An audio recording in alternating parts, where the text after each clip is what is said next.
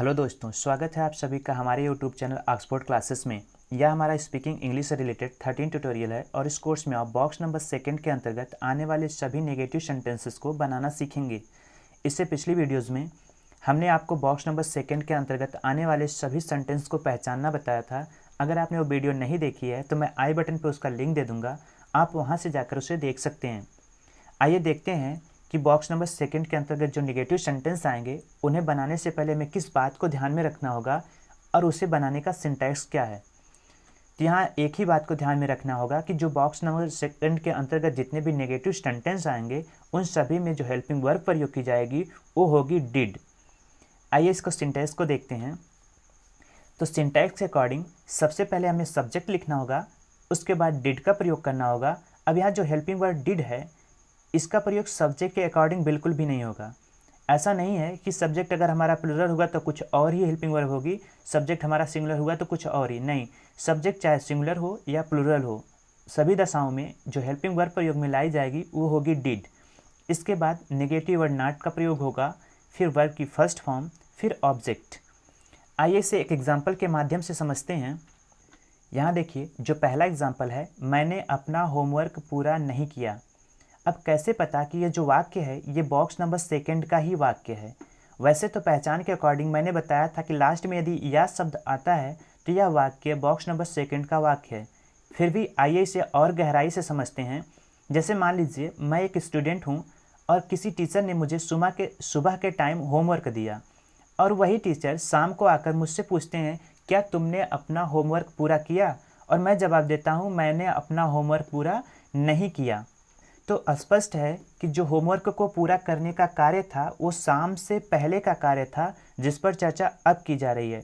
और हमने आपको बताया ही था कि जिस वाक्य से कुछ समय पहले घटी हुई घटना के बारे में पता चले वह वाक्य बॉक्स नंबर सेकंड का वाक्य होता है।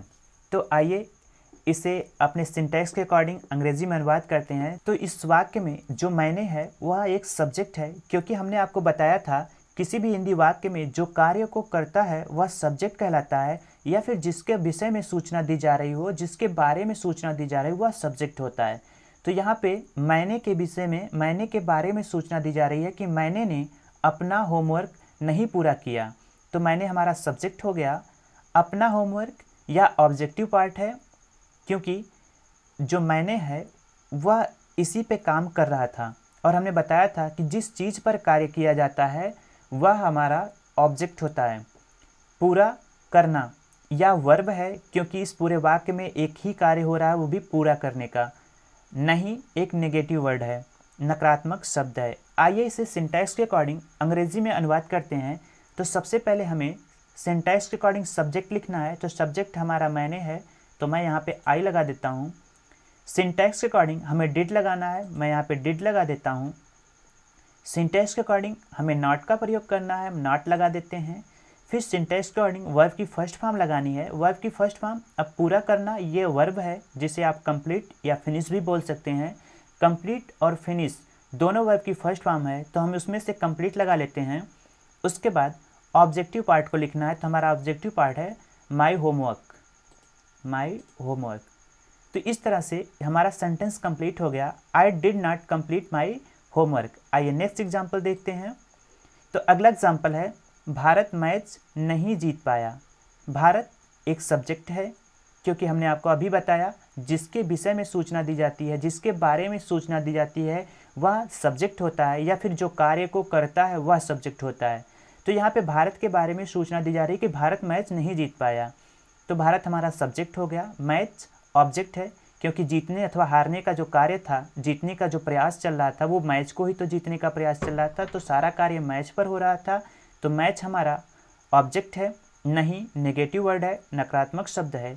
जीत पाना यह हमारा वर्ब है, क्योंकि इस वाक्य में एक कार्य हो रहा था जीतने का, और वह कार्य किस पर हो रहा था, मैच पर, तो ये हमारा वर्ब है और ये हमारा ऑब्जेक्ट है। आइए सिंटैक्स के अकॉर्डिंग इसे अंग्रेजी में अनुवाद करते हैं। सबसे पहले सब्जेक्ट, तो यहाँ पे भारत है, आप भारत लिख सकते हैं या फिर इंडिया लिख सकते हैं, तो मैं इंडिया लिख देता हूँ, इंडिया। फिर उसके बाद did helping verb, did not negative word. उसके बाद वर्ब की फर्स्ट फॉर्म, तो जीत पाना विन, विन जो है वर्ब की फर्स्ट फॉर्म है तो विन लगा देते हैं, विन द मैच। ये हो गया India did not win the match. आइए नेक्स्ट एग्जाम्पल समझते हैं। मैं स्कूल से सिनेमा नहीं गया था। मैं, यह हमारा सब्जेक्ट है, स्कूल से सिनेमा यह ऑब्जेक्टिव पार्ट है, नहीं एक नेगेटिव वर्ड है, नकारात्मक शब्द है, जाना या गया यह हमारा वर्ब है। आइए इस सिंटैक्स के अकॉर्डिंग अंग्रेजी में अनुवाद करते हैं। तो सबसे पहले सब्जेक्ट मैं अर्थात आई, उसके बाद हेल्पिंग वर्ब डिड, नॉट, उसके बाद वर्ब की फर्स्ट फॉर्म तो जाना अर्थात गो, तो यहाँ पे हो गया गो टू।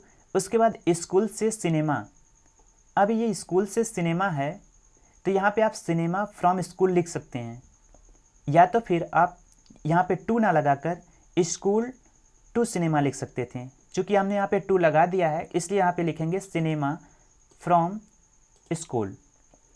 तो ये हमारा पूरा सेंटेंस कंप्लीट हुआ, I did not go to cinema from school. आइए नेक्स्ट एग्जाम्पल देखते हैं। श्याम ने गीत नहीं गाया। श्याम ने गीत नहीं गाया, यहाँ पे गीत को ना गाने का जो कार्य कर रहा है वो श्याम कर रहा है, तो श्याम हमारा सब्जेक्ट हो गया, गीत हमारा ऑब्जेक्ट है, नहीं एक नेगेटिव वर्ड है, और उसको गुनगुनाना या गाना वर्ब है। तो सिंटैक्स अकॉर्डिंग सबसे पहले सब्जेक्ट श्याम, फिर हेल्पिंग वर्ब डिड, फिर उसके बाद नेगेटिव वर्ड नॉट, उसके बाद वर्ब की फर्स्ट फॉर्म। तो गीत को गुनगुनाना अर्थात सिंग, ये हमारा वर्ब का फर्स्ट फॉर्म है तो हम यहाँ पे सिंग लगा देते हैं। उसके बाद गीत अर्थात सैंग, तो द सॉन्ग।